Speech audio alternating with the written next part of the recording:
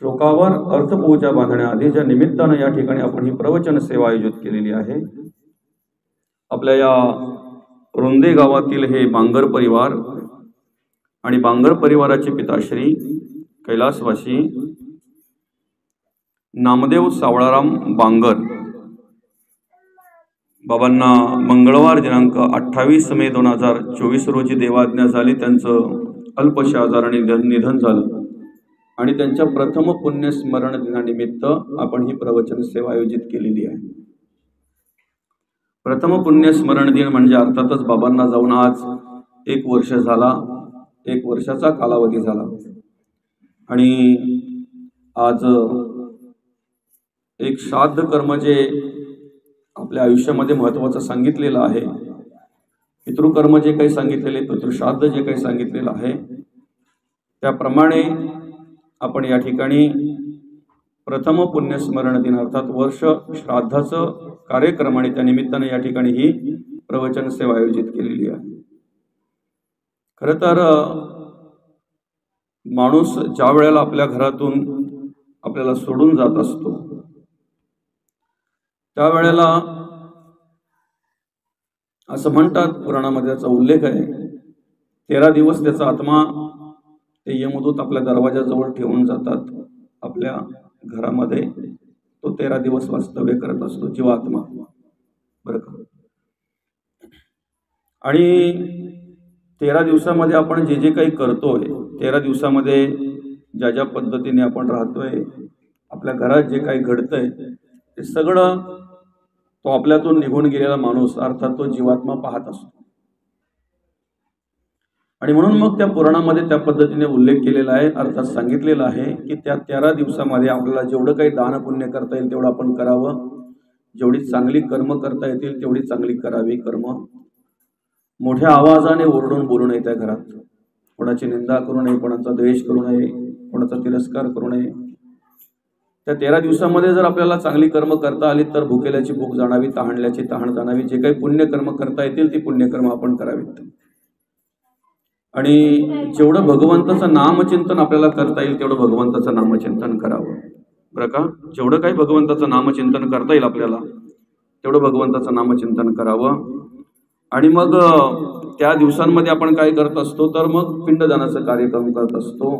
अगदी पहिल्या दिवसापासून तर 11व्या दिवसापर्यंत पिंडाचं कार्य करत असतो, पिंडदानाचं कार्य करत असतो। त्यानंतर आपण काय करतो तर हरिपाठ, भजन, कीर्तन, प्रवचन अशा प्रकारे सगळ्या कार्यक्रमांचं आयोजन करत असतो।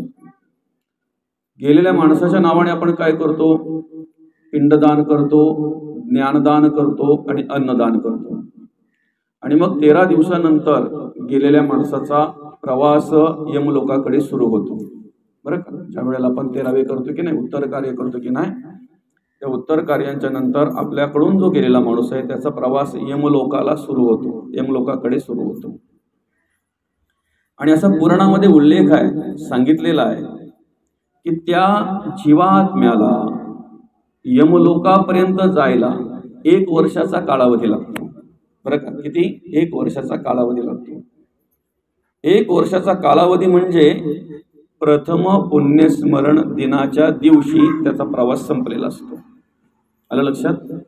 ज्या वेळेला आपण पुण्यस्मरण करतो की नाही 1 वर्षाचा, तर वर्षभराचा कालावधी लागतो। म्हणजे आज त्या पुराणाच्या दृष्टीने जर पाहायला गेलं, ज्या पद्धतीने शास्त्रामध्ये पुराणामध्ये सांगितले त्या पद्धतीने जर आपण पाहायला गेलं तर यमलोकाचा प्रवास जो होता तो बाबांचा पूर्ण झाला।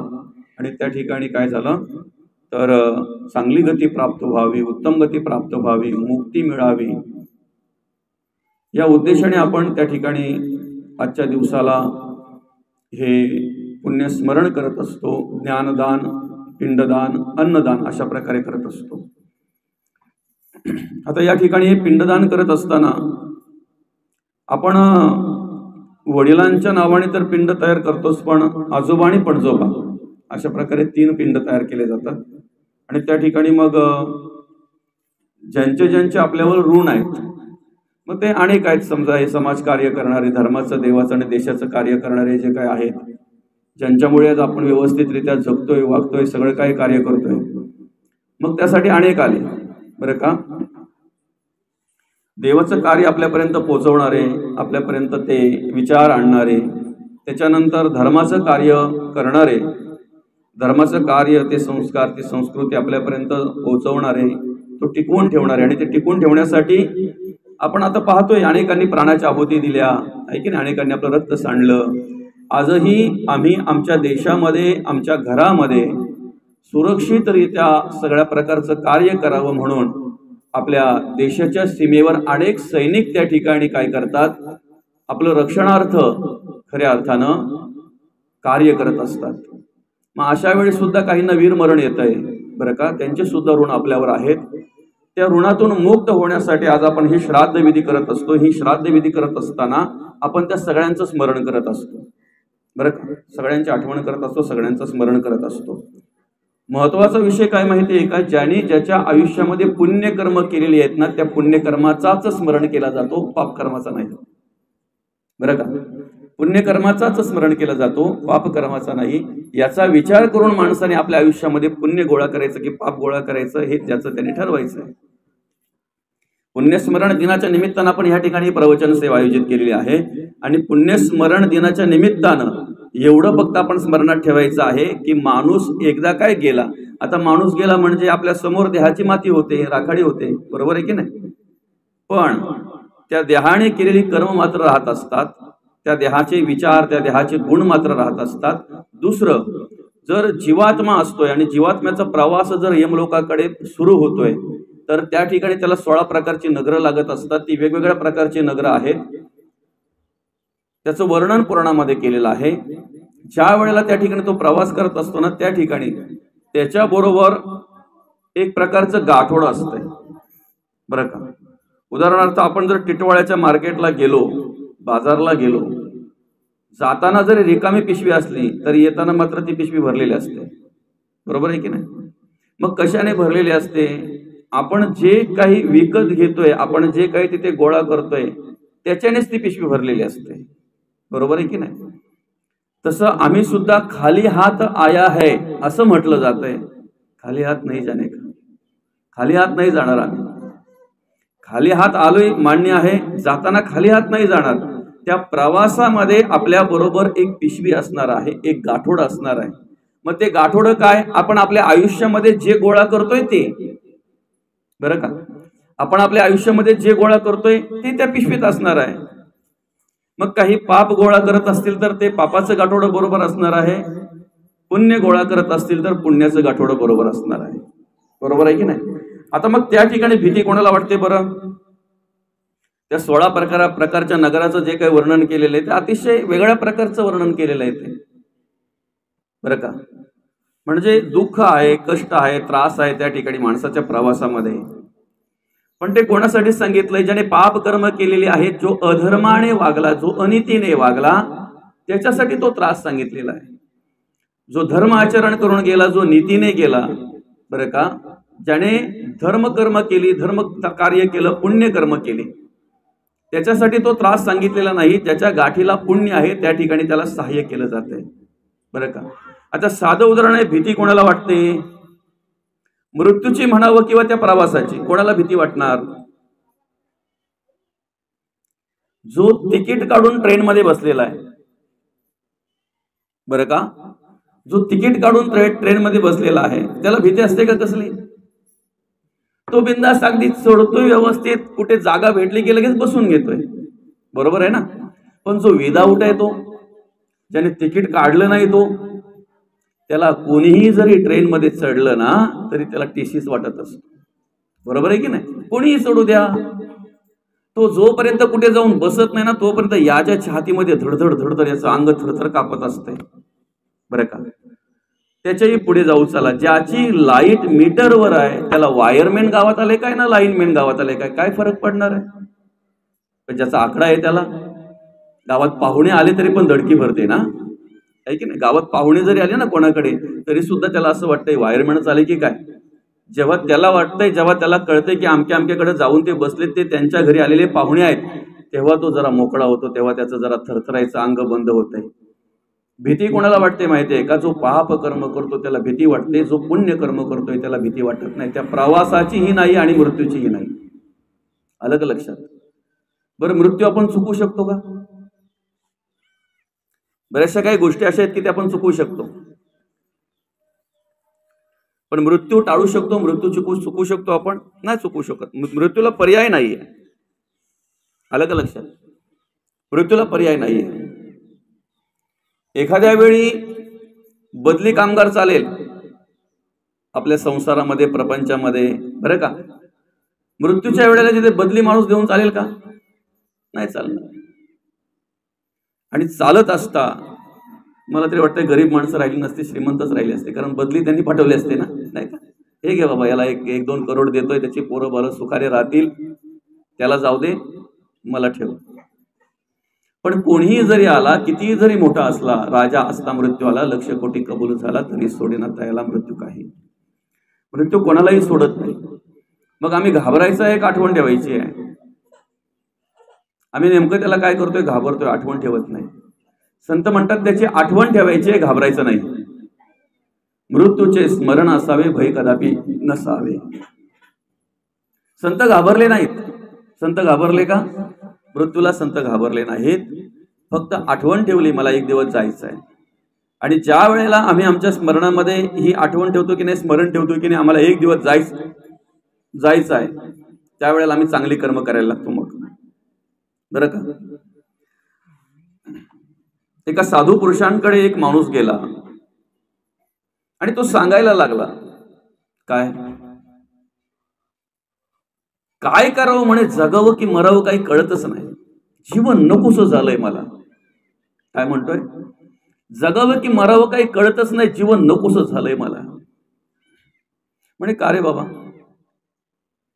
सोयरे सगळे भेटले, असं वाटलं होतं सोयरी की जमवताना की खूप चांगले आहेत, असं आहे तसं आहे, पण काय नाही, सगळा स्वार्थ भरलेला आहे. ज्याचा तो स्वार्थ पाहतोय नुसता. मित्र जोपर्यंत म्हणे आहे ना आपल्याकडे सगळं काही, तोपर्यंत मैत्री त्यांचे ते प्रेम ओसंडून जात असते. पण एकदा आपल्याकडचं सगळं संपलं ना की कालपर्यंत माझ्या बरोबर असलेले मित्र आज कुणी माझ्या बरोबर नाहीयेत, कुणी साथ देत नाहीयेत, तिरस्कार करायला लागलेत माझे मित्र. माझा शेजारी माझे बरोबर नाहीत, कुटुंबदार बरोबर नाहीयेत, घरातले तर त्रास देऊन ठेवतायत, घर खायला लावतंय मला, घर नकोसं वाटतंय मला. बरं का? काय म्हणतो तो? घरातले सुद्धा नकोसे वाटतात, घर सुद्धा नकोसं वाटतंय, घर मला खायला धावतंय, काय करावं काही कळत नाही, जगावं की मरावं.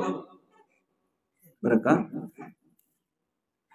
त्यावेळेला त्या साधू पुरुषाने सहज सांगितलं, तुला जगावंसं जरी वाटत असेल तरी 7 दिवसात तुझा मृत्यू आहे. काय सांगितलं? जगावं की मरावं हे जरी तुला वाटत असेल तरी तुझा 7 दिवसात मृत्यू आहे, 7 दिवसात तू जाणार आहेस. अरे बापरे, काय म्हणताय काय? बघा, माणूस वर्तमान कालामध्ये कार्य करत असताना फक्त असं त्याला वाटतंय जगावं की मरावं, पण मरायला कोणी तयार होत नाही. उलट कधी कधी काय बोलतो माहितीये का? मराला टाइम नाही, एवढा गुंतलोय संसारामध्ये, प्रपंचामध्ये. किती गुंतलाय तो? मराला टाइम नाही, एवढा गुंतलोय.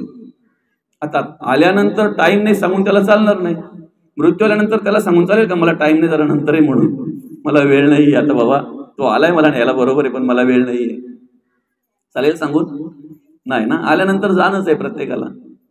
प्रत्येकाला आयुष्य वेगळं दिलेलं आहे, वेगवेगळं दिलेलं आहे. बरं का? आणि मग त्याला ज्या वेळेला सांगितलं 7 दिवसामध्ये तुझा मृत्यू आहे, त्यावेळेला त्याच्या अंगाचा शहाराच उभा राहिला. त्याच्या तोंडातून येत होतं जगावं की मरावं, पण ती वरच्यावर भाषा होती त्याची. जगण्यासाठीच तो धावपळ करत होता ना, जगण्यासाठीच धावपळ करत होता ना. बरं का? आणि म्हणून मग काय झालं, तेवढं ऐकलं, अंगाचा शहारा उभा राहिला आणि मग नमस्कार केला त्या साधूला आणि मग निघाला तिथून. आता निघाल्यानंतर रस्त्यात येता येता विचार करायला लागला, 7 दिवसात तर जायचंय, कशाला कोणाशी वैर घ्यावा, नाही का? रस्त्यातच त्याच्या नातेवाईकांचा घर होता, कधीही गेला नव्हता, कधी जाणार नव्हता. बरं का?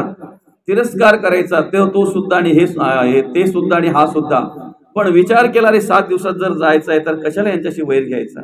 नातेवाईकांकडे गेला, ज्यांच्याशी भांडला होता त्यांच्याशी बोलायला लागला, शेजाऱ्यांशी बोलायला लागला, कुटुंबामध्ये चांगल्या प्रकारे वागायला लागला, चांगल्या प्रकारे जगायला लागला. घरामध्ये जी ह्याव खावखाव जो करायचा, छोट्या छोट्या गोष्टीवरून जो भांडण करायचा, तिरस्कार करायचा, मोठ्याने आरडाओरडा करायचा ना, आता सगळे ऍडजस्ट करायला लागला. तो उलट घरातली पण बोलायला लागली का एवढा 4-5 दिवसापासून परिवर्तन कसं काय झालं? कुठल्याही प्रकारे आरडा नाही, ओरडा नाही, धावपळ नाही, राग नाही, क्रोध नाही, अतिशय जे काय असेल ते आपलं घरामध्ये जे आळणी असो, खारट असो, जसं असेल तसं खायचा. नाहीतर तेच ताट डायरेक्ट असं फेकून द्यायचा. तो खारट झालंय, आळणी झालंय, भाजी बरोबर झाली नाही, अशा प्रकारे असायचा. पण आता गेली 4-5 दिवसापासून अगदी व्यवस्थित. शेजाऱ्यांनी सुद्धा बाबा ठीक आहे, कुठून तुमचा अंगणा घ्या, तुम्हाला कुठे ना तुमचा आवार घ्या, तुम्हाला तिकडे शेतावर गेल्यावर पण कुठून वय करायची घ्या, तुम्हाला करायची, जिथून असेल तिथून घ्या, तुमचं काही हरकत नाही. म्हणजे भांडणं कशावरून होतात बघा बरं का. आणि मग ते शेजारी पण विचार करायला लागले एवढा बदल कसा काय झाला, ते शेतकरी पण विचार करायला लागले एवढा बदल कसा काय झाला, सगळे नातेवाईक विचार करायला लागले एवढा बदल कसा काय झाला. आता याच्यात बदल झाल्यामुळे तेही त्याच्याशी प्रेमाने बोलायला लागले, प्रेमाने वागायला लागले, विचारपूस करायला लागले. बरं, अचानक बदल झाल्यामुळे 17 वेळा फोन त्यांचा. बरं आहे ना, बरं वाटतंय ना. कधी फोन न करणारे पण फोन करायला लागले, कारण त्यांना बदल दिसला ना, फरक दिसला ना. घरातले सुद्धा काळजी घ्यायला लागले, कारण अचानक बदल झाल्यानंतर त्यांनाही वाटायला लागलं नक्की झालंय काय बरं का. काळजी घ्यायला लागले घरातले पण, चांगले आनंदाने बोलायला लागले, गोड बोलायला लागले, मुलं बिलं बाई बी सगळं व्यवस्थित बोलायला लागले त्याच्याशी. 7वा दिवस उजाडला बरं का. देवाचं नामस्मरण चालू होतं त्याचं. साधूने सांगितलंय 7 दिवसात जाणार आहे. 6 दिवस तर गेलो नाही, आता 7वा दिवस उजाडलाय. संध्याकाळ झाली, रात्र झाली बरं का. डोळे मिटले. 8व्या दिवशी सकाळीच त्या साधूकडे गेला बरं का. 8व्या दिवशी सकाळीच त्या साधूकडे गेला आणि साधूला नमस्कार केल्यानंतर आठवण करून दिली. महाराज, तुम्ही म्हणाला होता 7 दिवसा म्हणजे तुझा मृत्यू आहे, आज 8वा दिवस आहे. 8वा दिवस आहे आज बरं का. आता काय करायचंय म्हणे, 8वा दिवस आहे म्हणे आज. 8वा तुम्ही काय बोलले होते बरं का. काय बोलतो तो, 8वा तुम्ही काय बोलले होते, 8वा दिवस आहे आज, 7 दिवसात तू जाणार आहे. मग तेव्हा त्याला सांगितलं, तू आठव, तू काय घेऊन आला होता येताना, तू माझ्याकडे येताना काय घेऊन आला होता ते आठव. म्हणे काय, जगावं की मरावं अशी अवस्था माझी झाली होती. मग आता तू सांग, आता तुला काय वाटतंय, जगावं की मरावं, आता तुला काय वाटतंय, जगावं की मरावं. म्हणे नाही, आता मला असं वाटतंय की जगावं, मरावं नाही. कारण जी लोक माझ्या द्वेष करत होती, तिरस्कार करत होती ना, ती सगळी बदलली. घरामध्ये जे घर खायला धावत होतं ना, ते आता मला असं वाटायला लागलं की मी कधी तुमच्याकडून घरी जातोय, तुमच्याकडे इथे माझं दर्शन झाल्यानंतर, तुमच्याशी बोलून झाल्यानंतर मी कधी घरी जातोय असं वाटायला लागलं. कारण जी तिरस्कार करायची, जी प्रेम, जी माझा मत्सर करायची ना, जी द्वेष करायची ना, तीच आज माझ्यावर प्रेम करायला लागली. त्यांच्यामध्ये सुद्धा बदल झाला. त्यावेळेला त्या साधू पुरुषाने सांगितला, तुझ्या मित्रांमध्ये, तुझ्या नातेवाईकांमध्ये, तुझ्या शेजाऱ्यांमध्ये, तुझ्या घरातल्यांमध्ये तेव्हा बदल झाला जेव्हा तुझ्यात बदल झाला तेव्हा. काही समजतंय का. आम्हाला आमच्या जीवनाचा जर आनंद घ्यायचा आहे ना, तर त्यासाठी सर्वप्रथम आम्ही काय केलं पाहिजे, आमच्या स्वतःमध्ये बदल करून घेतला पाहिजे. देह गेल्यानंतर, देहाची आत्मा गेल्यानंतर देहाची मातीच होते ना. आत्मा जाता देह पडे, देह पडता म्हणती मढे, मढ्यास कर्तृत्व न घडे कदा काळी. एकदा अंतरात्मा निघून गेल्यानंतर त्या मढ्याकडून काही कर्तृत्व होतंय का. कधीतरी कोणी मेलेल्या माणसाने असं डोळे उघडून बघितलं का, बघू तो खरी माझ्या मैत्रीवर किती माणसं आल्यात, ती बघितलंय. आणि बघितलं तर फक्त कल्पना करा ना बरं का. कितीही काही झालं ना, किती जरी स्वावलंबी माणूस असेल, किती जरी स्वाभिमानी माणूस असेल ना, जरी तो बोलला असेल की मी कोणाचा आधार घेतला नाही, तरी सुद्धा एकदा अंतरात्मा निघून गेला की त्याला चौघांचा आधार लागतोच ना, लागतोच की नाही, चौघांचा आधार लागतोच की नाही त्याला. एवढं तरी स्मरण ठेवून माणसाने जगावं ना, वागावं ना, बरोबर आहे की नाही. बरं, आम्ही जगत वागत असताना आम्हाला कुठल्या गोष्टीचा अभिमान असतो, आमच्या श्रीमंतीचा अभिमान असतो. आमचं घर ना, आमचं दार ना, आमचं हे ना, आमचं ते ना. करोड रुपयाचा बंगला जरी असेल, लाखो रुपयाचा बाथरूम जरी असेल, तरी शेवटची आंघोळ मात्र अंगण्यातच ना, अंगण्यातच की नाही. करोडो रुपये जरी त्याच्या खिशात असले ना, करोडो रुपये त्याच्या तिजोरीमध्ये जरी असले, तरी सुद्धा शेवटच्या वेळेला कपाळाला लावायला कोणी नोटा नाही घेत, बरोबर आहे की नाही? काय घेतात मग? ठोकळाच ना. बरं, सुट्टे पैसे कोणा? श्रीमंताकडे सुट्टे पैसे नसतात, मग ते गरीबाचेच चिटकवायला कपाळाला. बरं का? बघा ना, मग आम्ही कसे वागत असतो, कसे जगत असतो. साधं उदाहरण आहे बघा. ज्या वेळेला आम्ही एखाद्या आमच्या मालकी हक्काच्या जागेमध्ये जातो, मालकी असते की नाही आपली, अशी झाडं झुडं झालेली असतात बघा भरपूर, त्याला मालकीच बोलतो ना आपण, नाही का? भरपूर झाडं अशी असतात त्या मालकीमध्ये. ज्या वेळेला आम्ही जातोय ना, त्यावेळेला कुठल्या झाडांचं निरीक्षण करतोय आम्ही? सागाच्या. बरोबर आहे की नाही? कारण ते इमारती लाकूड आहे की नाही? माणूस त्याचं निरीक्षण करतोय, किती साग झालेत, किती चांगले झालेत, किती आनंद वाटत असते त्याला ते मोठे मोठे साग पाहून, नाही का? आणि तो बोलतोय सुद्धा लोकांना, 10 साग आहेत, 15 साग आहेत, असे मोठे झालेत, मस्त झालेत, असं असं होईल, एवढे एवढे रुपये येतील, असं होईल, तसं होईल, अशा प्रकारे तो बोलत असतो. बरं का?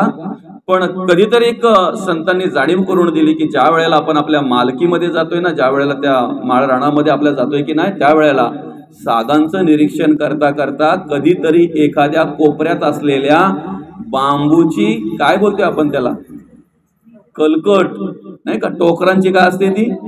कलकटच ना. त्या कलकटीचं पण निरीक्षण केलं पाहिजे ना, त्या कलकटीकडे पण बघितलं पाहिजे ना, त्या बांबूंकडे पण बघितलं पाहिजे ना. कारण का माहितीये का?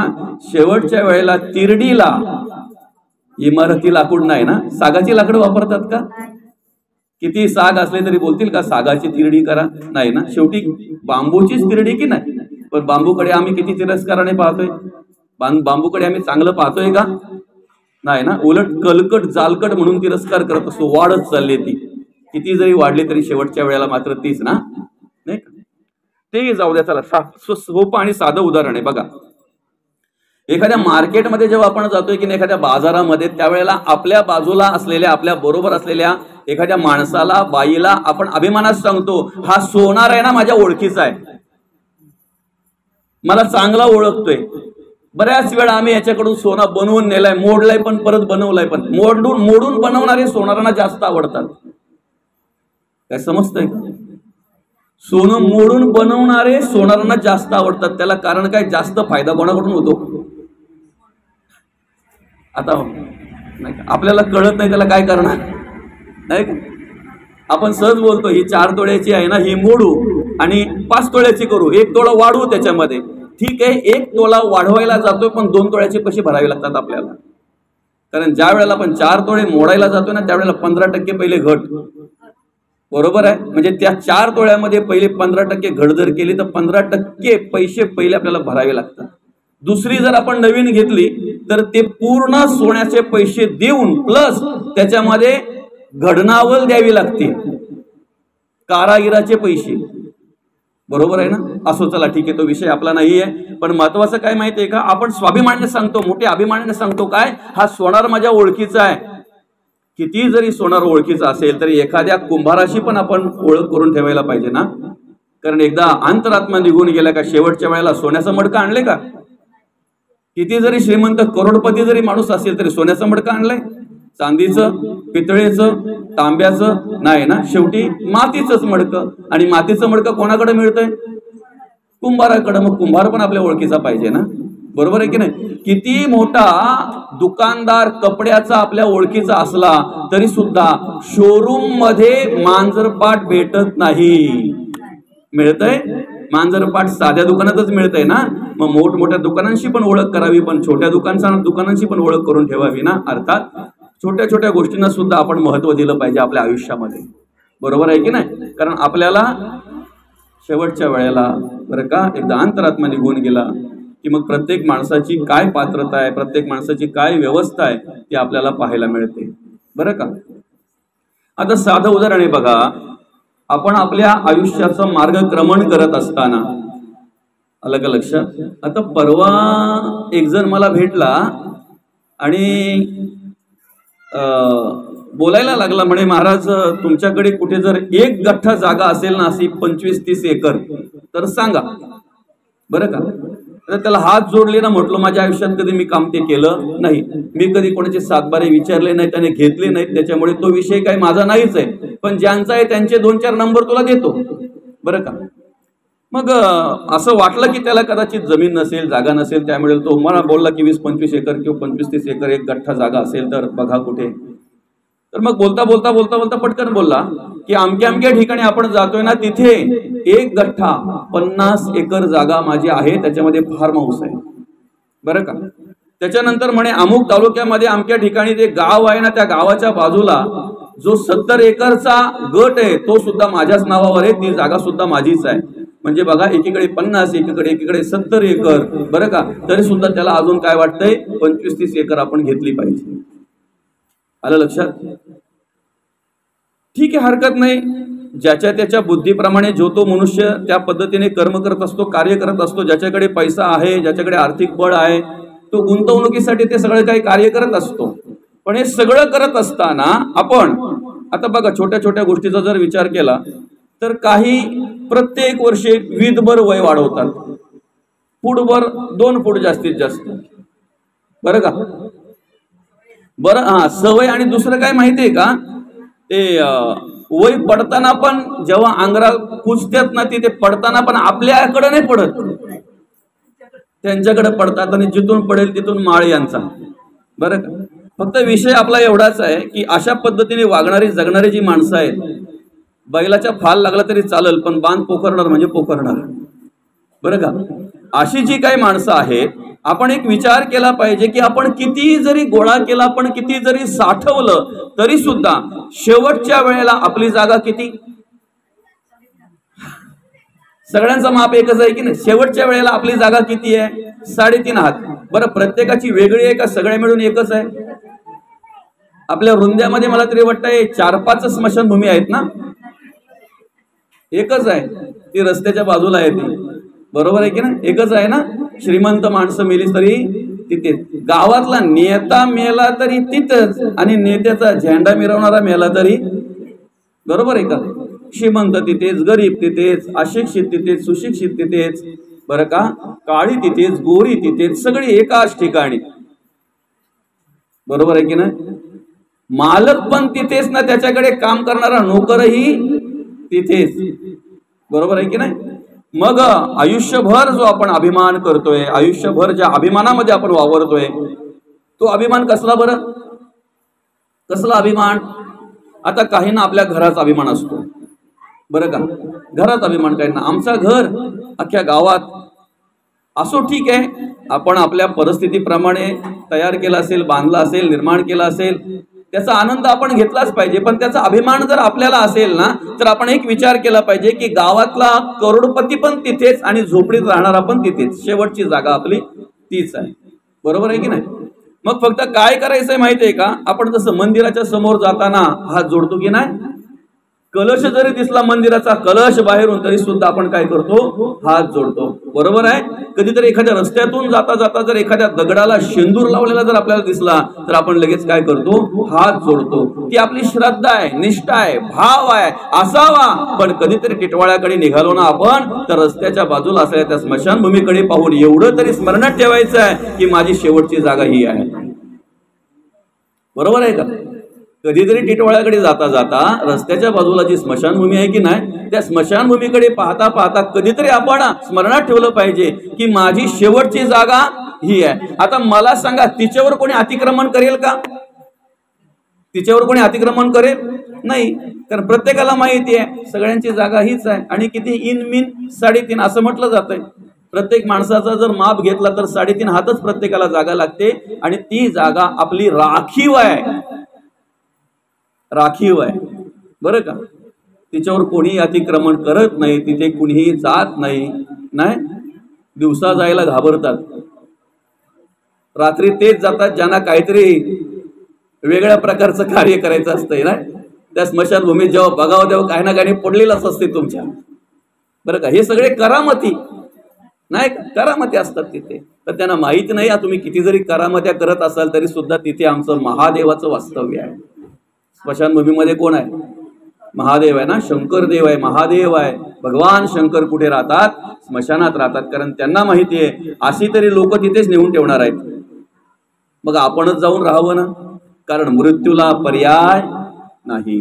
आहे का पर्याय मृत्यूला, नाही ना. मग जर पर्याय नाही तर आपण काय केलं पाहिजे, पर्याय शोधण्यापेक्षा आठवण ठेवली पाहिजे. बरोबर आहे की नाही. मृत्यूला पर्याय शोधण्यापेक्षा आठवण ठेवली पाहिजे. आयग ना पायग करण्यापेक्षा आयग पायग करून वेदना कमी होणार की नामस्मरण करून वेदना कमी होणार?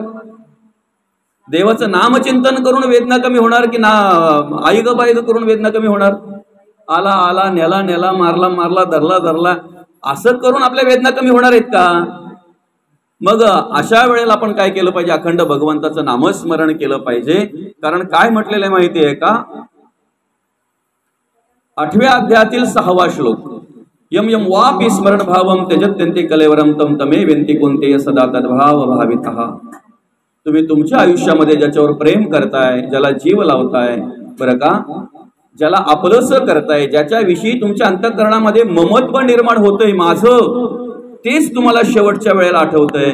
आणि जे तुम्हाला शेवटच्या वेळेला आठवतंय, मरणोत्तर तुम्हाला तेच प्राप्त होतंय. मरणोत्तर तुम्हाला तेच प्राप्त होतंय.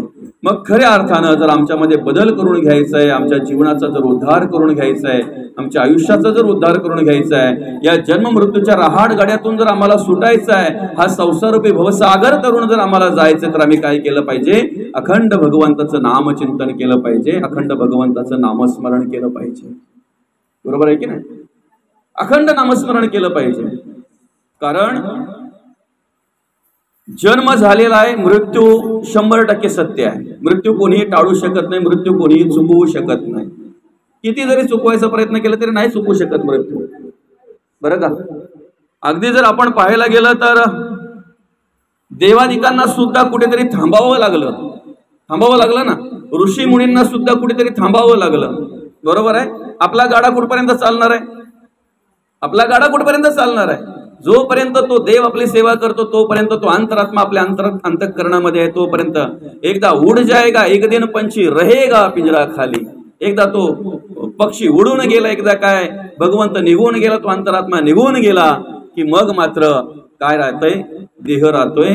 शेवटी त्या देहाची काय होते, माती होते, राख होते.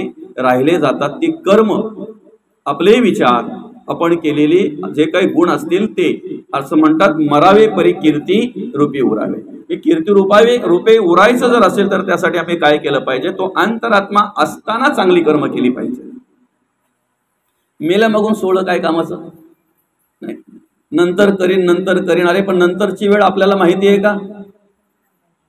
माहिती आहे आपल्याला. बघा साधं उदाहरण आहे, तुम्हाला कुठलीही गोष्ट करायची असेल तर त्या प्रत्येक गोष्टीला वयाची मर्यादा आहे, काळाची मर्यादा आहे, वेळेची मर्यादा आहे. बरोबर आहे की नाही.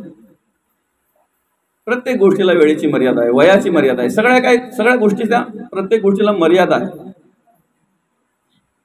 18 वर्षाच्या आत तुम्ही एखाद्या मुलाला कामाला ठेवू शकत नाही, आणि जर ठेवलं तर ठेवणाऱ्यावर तक्रार होऊ शकते. बरोबर आहे की नाही. म्हणजे मुलाने काम करावं 18च्या नंतर. बरोबर आहे.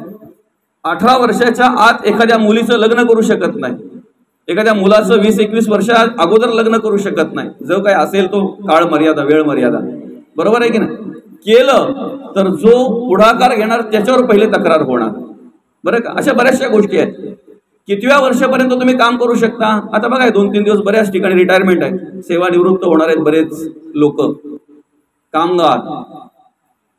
58 वर्षापर्यंत, 60 वर्षापर्यंत जी काही वयाची मर्यादा आहे तिथपर्यंत तुम्ही काम करू शकता. त्याच्यानंतर तुम्ही त्यांना कितीही जरी म्हटले की मी धडधाकट आहे, मी व्यवस्थित आहे, माझे अजून शरीर चांगलं आहे. बाबा शरीर जरी चांगलं असतील तरी तुझं कागदपत्र बोलतात ना का 58 पूर्ण झाले, आता तू घरी बस. मर्यादा आहे ना प्रत्येक गोष्टीला. बरोबर आहे की नाही. कोणतीही गोष्ट करायची म्हटल्यानंतर मर्यादाच आहे. इयत्ता पहिलीमध्ये जर आपल्याला प्रवेश घ्यायचा असेल तर 6 वर्षाच्या नंतरच, कमीत कमी 6 वर्ष. आता कुठे बोलायला लागलं नाही लागलं की आपण टाकतोय काय लहान शिशु, मोठा शिशु काय असेल ते प्लेग्राऊंड पासून, नाही अगदी लहानपणापासून. ठीक आहे, हरकत नाही. पण मर्यादा आहे प्रत्येक गोष्टीला, काळ वेळ आहे प्रत्येक गोष्टीला. आता मला सांगा, तुम्हाला संसार करायचा असेल, कामधंदा करायचा असेल, नोकरी व्यवसाय करायचा असेल तर वयाची मर्यादा आहे, काळाची मर्यादा आहे, वेळेची मर्यादा आहे. बरोबर आहे की नाही. परमार्थ करायला काय मर्यादा ठेवले का? वयाची, काळाची, वेळेची काही? आम्ही परमार्थ कधीपासून करावा? कधीतरी एखादा माणूस बोलतो की म्हातारपणी परमार्थ करायचा, सगळं झालं ना एकदा, घर दार शेती वाडी मुला बाला सगळी व्यवस्थित सगळा झाला की मग रिलॅक्स मध्ये एकदम म्हणजे एकदम शांतपणे मग नंतर सगळं झाल्यानंतर परमार्थ करायचा. म्हणजे भांडवल गेल्यानंतर धंदा करायला बघतो तो, बरोबर आहे की? भांडवल गेल्यानंतर म्हणजे नजर कमी झाली, आता दिसायला कमी लागलं, मग वाचता येईल का ग्रंथ? येईल वाचता? तोंडातून व्यवस्थित बोलता येत नाही, राम बोलायला गेल्यानंतर लांब बोलता येते, जीभ आता वाकडी वळायला लागली ना. तुमचं काय ना माझं काय सारखंच आहे ना, सगळ्यांचं काय वेगळं आहे का? एकदा वय झाल्यानंतर सगळ्यांचं सारखंच आहे. हातपाय चळचळा कापायला लागले, मंदिरात जाता जाता 2 वेळा दम खायला लागतो तिला, बरोबर आहे की नाही? दम लागायला लागला. आता अशा वेळेला परमार्थ करायची किती जरी इच्छा असेल, मनाची तयारी असेल, तरी सुद्धा शरीर साथ देईल का? देईल का शरीर साथ? मला एवढं सांगा, देवाला कोमेजलेली फुलं आवडतात का टवटवीत फुलं आवडतात? शिळी की ताजी? बरोबर आहे की नाही? ज्या वेळेला आम्हाला स्मरण होतंय ना त्या वेळेपासून आम्ही परमार्थ केला पाहिजे. ज्या वेळेला आम्हाला स्मरण होतंय ना त्या वेळेपासून आम्ही देवाचं स्मरण केलं पाहिजे, बरोबर आहे की नाही? अर्थात देवाला ती फुलं जरी कोमेजलेली आवडत नसतील ना, तरी ही कोमेजलेली जरी असली तरी आवडतात. फक्त तारुण्यामध्ये तरुणात जे सामर्थ्य नसतंय ना, ते सामर्थ्य आपल्यामध्ये भगवंत नामचिंतनासाठी देऊ शकतात, परमार्थ करण्यासाठी ते सामर्थ्य उभे करू शकतात. फक्त आम्ही काय केलं पाहिजे? ते नामस्मरण अंतःकरणपूर्वक केलं पाहिजे. तो परमार्थ, ती भक्ती आम्ही अंतःकरणपूर्वक केली पाहिजे, बरोबर आहे की नाही? अंतःकरणपूर्वक केली पाहिजे. आणि म्हणून मग त्या पद्धतीने जर आम्हाला जगायचंय वागायचंय तर आम्ही काय केलं पाहिजे? जन्म झालेला आहे, बरोबर आहे की नाही? मृत्यू चुकवू शकत नाही. चुकू शकतो पण मृत्यू टाळू शकतो का? मृत्यू नाही ना, आल्यानंतर जायचंच आहे. मग असं रडत जाण्यापेक्षा हसत जाऊ ना, जायचं तर आहे, बरोबर आहे की नाही? असं काय म्हणतात त्याला, कणत कुथत नाही, नको नको नको नको असं नाराज होऊन निराश होऊन हताश होऊन जाण्यापेक्षा आम्हाला जर कधीतरी या जगाचा निरोपच घ्यायचा आहे ना, तर देवाच्या कृपेने ज्या वेळेला आम्हाला जायचं येईल ना त्यावेळेला हात जोडून देवाचं नामचिंतन करत आम्ही जाऊ. या जगाचा निरोप ज्या वेळेला घ्यायचा येईल ना त्यावेळेला हात जोडून आम्ही देवाचं नामस्मरण करत जाऊ, बरोबर आहे की नाही? पण त्यासाठी आम्ही काय केलं पाहिजे? स्मरण केलं पाहिजे, बरोबर आहे की नाही? स्मरण केलं पाहिजे, अखंड भगवंताचं नामस्मरण केलं पाहिजे. आता महत्वाचा विषय असा आहे की तुम्ही गरीब आहात की श्रीमंत आहात याच्याशी देवाला गरज नाही. गरज आहे तुम्ही सुगंधी अगरबत्ती लावताय की अजून कसली अगरबत्ती लावताय याच्याशी गरज नाहीये देवाला. ती अगरबत्ती लावताना तुमचा भाव काय आहे ते महत्वाचं आहे, बरं का? तुम्ही तुपाचा दिवा लावताय की पाम तेलाचा लावताय याच्याशी गरज नाही देवाला. काय गरज आहे? फक्त ते करत असताना तुमचा तो दीप प्रज्वलन करत असताना तुमचा भाव काय आहे, म्हणजे तुमच्या आत काय विचार आहेत याला महत्व आहे. समजतंय ना? तुमच्या आत काय विचार आहेत याला महत्व आहे. तुमची किंमत किती आहे? आज कोणाकडे मनुष्य अगदी टक लावून पाहत असतो किंवा कोणाला मनुष्य श्रीमंत समजतोय?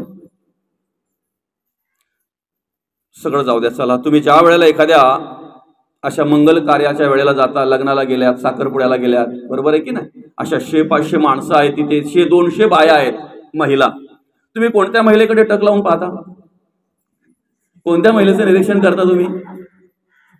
जिच्या गळ्यात मोठी माळ आहे तिचं नाही ना, जिच्या गळ्यामध्ये अशी मोठी गंठण आहे ना, काय अगदी मोठा तो शाही हार, काय बरंच काय काय काय काय आहे ना, तिचं आपण निरीक्षण करतो.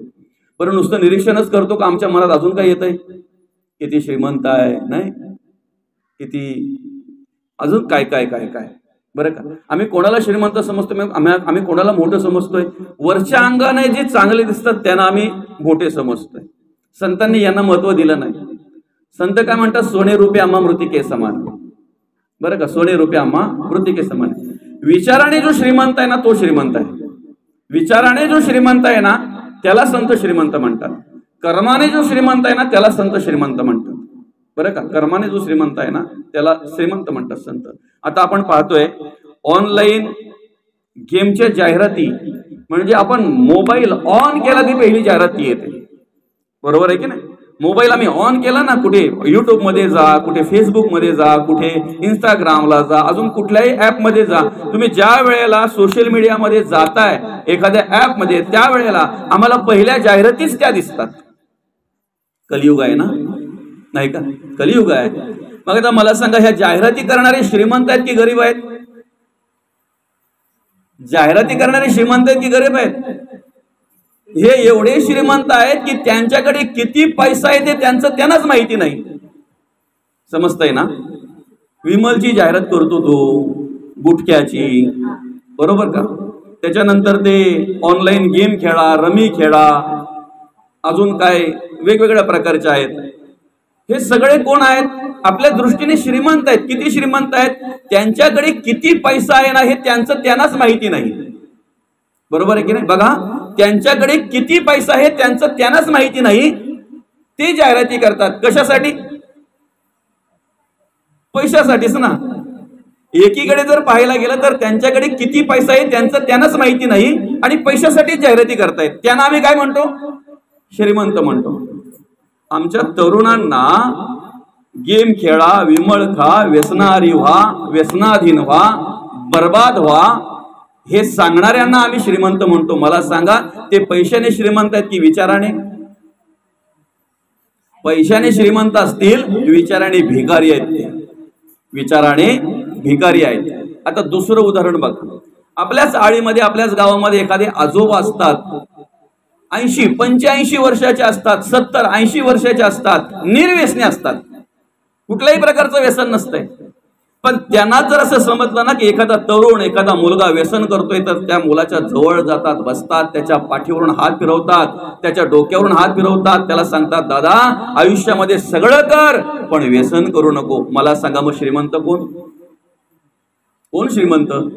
ही माणसं खरी श्रीमंत आहेत. आणि विचाराने असलेली माणसं संतांना आवडतात. विचाराने श्रीमंत असलेली माणसं संतांना आवडतात. आता पुढचं आहे का, तुम्ही कोण आहात हे महत्वाचं नाही, तुमच्या आत काय आहे हे महत्वाचं आहे. बरं का? एक आपल्या रुंद्याचीच मावशी टिटवाळ्याला गेली. बरं का?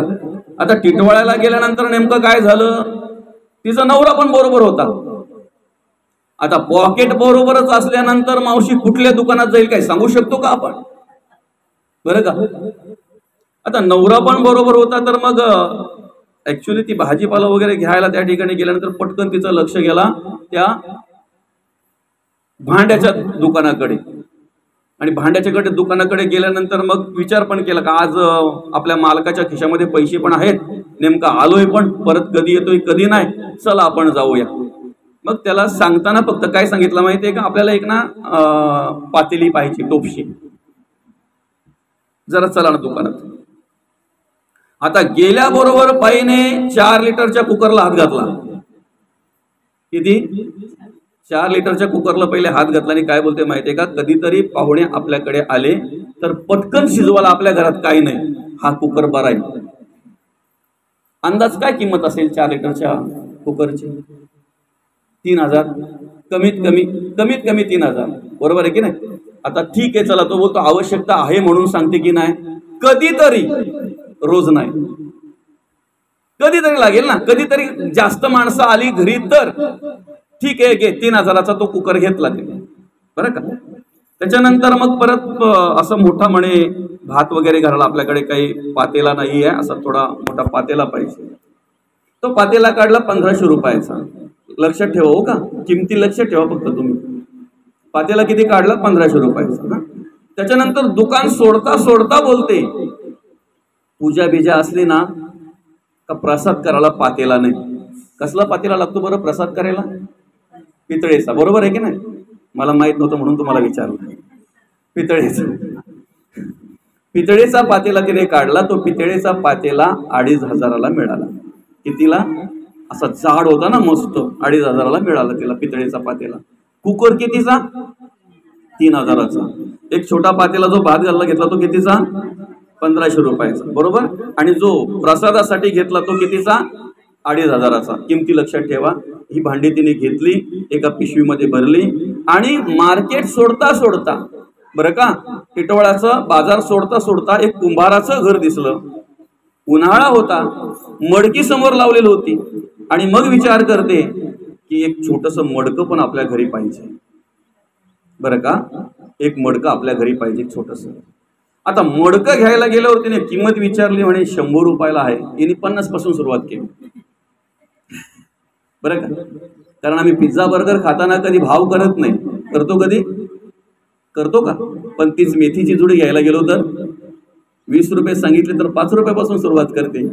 आता ते जी विकणारी असते ती पण बिचारी खूप रागाने भरते, पण करते, करील काय, अजून बोनी झाली नाही बोलते.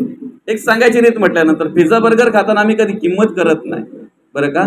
प्राण्या पक्षाचा ज्या वेळेला आणा जातो त्यावेळेला आम्ही किंमत करतो, नाही करत. जी असेल तो भाव आम्ही देऊन टाकतो सगळा.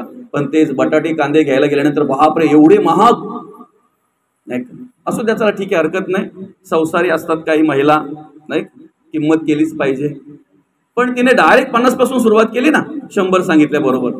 हा मा करता करता करता करता कसा तरी त्या बाईने 70 रुपयाला तो मडका घेतला आणि ती बाई पण बोले घे बाई एकदाचा आणि निघून जा.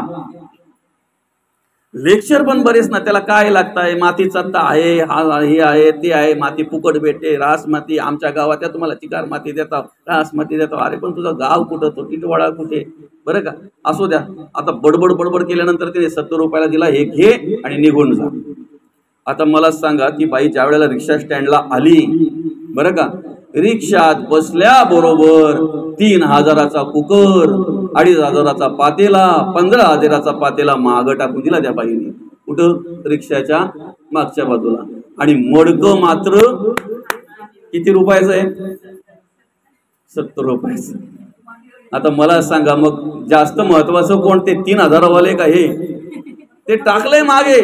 आता रिक्षा चालू झाल्यानंतर ते एकमेकाचं खडाखड खडाखड एकमेकाला लागायला लागले, आवाज यायला लागला. तो रिक्षावाला बोलायला लागला, ग बाई कसला आवाज येतोय? म्हणजे भांडी घेतल्यात, लागू दे काय लागायचं ते काय, वाजू दे काय वाजायचं ते, हे महत्वाचं आहे. जे मांडीवर घेतले ते महत्वाचं. बरं, ब्रेक मारला काय, गेअर टाकला काय, अशी रिक्षा मागे पुढे झाली ना तरी ती स्वतः हलते, पण मडकं हलू देत नाही. कारण तिला माहिती ते नाही हललं पाहिजे, ते पुढे पण नाही लागलं पाहिजे त्या दांडीला, आहे की नाही. किती सांभाळून आणलं तिने. घरी आणल्याबरोबर तो पातेला नंतर लागणार आहे, तो कुकर नंतर लागणार आहे, एका कोपऱ्यामध्ये टाकून दिलं, मडक्याला स्वच्छ धुतलं, त्याच्यामध्ये दही ठेवलं आणि तो दही ठेवलेला मडका कुठे ठेवला असेल? शिंका ना, वरती टांगून ठेवला. त्यावेळेला खालचे ते कोपऱ्यात पडलेले 3000चा कुकर बोलतो, अरे 3000 दिलेत मला, मी कोपऱ्यात पडलोय, हा बघ कुठे जाऊन बसलाय म्हणे. तो 2500चा पातेला बोलतोय, 2500 दिलेत मला माझे, 70 रुपयेवाला कुठे जाऊन बसलाय बघ म्हणे. तो 1500वाला पातेला बोलतोय, मी ह्या इकडे पडलोय आणि 70 रुपयाला कुठे जाऊन बसलाय बघ. अर्थात तुमची किंमत किती आहे हे महत्वाचं नाहीये, त्याला वर ठेवलेला त्याला कारण काय, त्याच्यात काय होतं? दही होतं, लोणी होतं, बरं का. तुमच्यात काय आहे ना हे महत्वाचं आहे. समजतंय का? तुम्ही श्रीमंत आहात की गरीब आहात हे महत्वाचं नाही, तुमचे विचार कसे आहेत हे महत्वाचे आहेत. आणि श्रीमंत विचार असलेली माणसं संतांना आवडतात. श्रीमंत विचार असणारी, चांगले विचार असणारी माणसं संतांना आवडतात. आपला विषय काय होता माहितीये का? त्या प्रवासामध्ये आपल्या बरोबर 2 पैकी 1 गाठोडा असतो, एक तर पापाचा किंवा पुण्याचा. आम्ही काय गोळा करतो त्याच्यावर अवलंबून आहे, बरोबर आहे की नाही. आम्ही काय गोळा करतोय, आम्ही पाप गोळा करतोय की पुण्य गोळा करतोय? मरणोत्तर आमच्या बरोबर तेच देणार आहे ना, तोच गाठोडा बरोबर असणार आहे. आणि तुमच्या पापालाही कोणी वाटेकरी नाही, तसं पुण्यालाही कोणीही वाटेकरी नाही. आलं का लक्षात? पापालाही नाही आणि पुण्यालाही नाही. म्हणून मग आम्ही काय केलं पाहिजे? अखंड पुण्यकर्म केली पाहिजेत. आणि पुण्यकर्म जर करायची असतील, आमच्याकडून पुण्यकर्म घडावीत असं वाटत असेल, तर त्यासाठी आम्ही एक विचार केला पाहिजे की एक दिवस मला जायचं आहे. आता मला सांगा, जन्म झालेला आहे, मृत्यू ठरलेला आहे, जन्माचा सोहळा कसा झाला आपल्याला माहिती आहे? आपण जन्माला येतानाच रडत आलो. हसत आले का कोणी? आहे का कोणी इथं आलेला हसत? नाही ना. आल्याबरोबर ओम बोललाय, देवाचं नामस्मरण करत आलाय, केव्हाच करत आलोय आपण प्रत्येक जण, बरं का. केव्हाच बोलत आलो ना? नाही, मी बोललोच नाही, मी सांगितलंच नाही. केव्हा करत आलोय आपण, बरं का. कबीर महाराज म्हणतात, कबीरा हम जब पैदा हुए जग हसे हम रोये. जन्म झाल्याबरोबर घरातले हसायला लागले, ज्यांनी बघितलं त्यांनी हसायला लागले. ती सुविनबाई सुद्धा हसत सांगत आली, त्या नर्स सुद्धा हसत सांगत आल्या, अहो पाहताय काय, मुलगा झाला, मुलगी झाली, सुखरूप जन्माला आलेली आहे. सगळे हसायला लागले. बरोबर आहे की नाही? अनंत मरणदायी यातना भोगणारी आई सुद्धा ज्या वेळेला जन्म होतोय ना, तिला समजते ना माझं बाळ सुखरूप आहे, त्यावेळेला तिला सुद्धा आनंद वाटत असतो. मरणदायी यातना भोगून सुद्धा तिला आनंद वाटत असतो. का? माझा बाळ सुखरूप आहे, माझी ताई सुखरूप आहे. ऐका ना, आल्यानंतर जन्माचा सोहळा कसा झाला आम्हाला माहिती नाही. पेढे वाटले की बर्फी वाटली तेही माहिती नाही. बरोबर आहे की नाही? मृत्यूचा सोहळा आपल्या हातात आहे. जन्माचा सोहळा आपल्या हातात नव्हता, मृत्यूचा सोहळा आपल्या हातात आहे. आता मृत्यूचा सोहळा म्हणजे जे वरून जे दिसतंय ना, भरपूर माणसं होती ना, असं काढलं ना, तसं काढलं ना, ती एवढी मोठी वरात ना, तेवढी मोठी मिरवणूक, हा सोहळा नाही, हा सोहळा नाही. जो मनुष्य शेवटच्या वेळेला शेवटचा श्वास घेताना भगवंताचं नामचिंतन करत या जगाचा निरोप घेतोय ना, त्याला म्हणतात मृत्यूचा सोहळा. काय समजतंय का? देवाचं नामस्मरण करता करता या जगाचा निरोप घेतोय ना, त्याला म्हणतात मृत्यूचा सोहळा. आणि तो सोहळा आपल्या हातात आहे. त्या पद्धतीने सोहळा व्हावा असं वाटत असेल तर त्यासाठी इंद्रियांना आजपासून सवय लावली पाहिजे ना. आपण आतापासून इंद्रियांना सवय लावली पाहिजे. आमच्या मुखातून भगवंताचं नामस्मरण त्या वेळेला यावं. आता शेवटची वेळ कधी माहिती आहे? जन्मतारीख आपली सगळ्यांना माहिती आहे. मृत्यूची तारीख माहिती आहे का आपल्याला? कोणालाच नाही ना.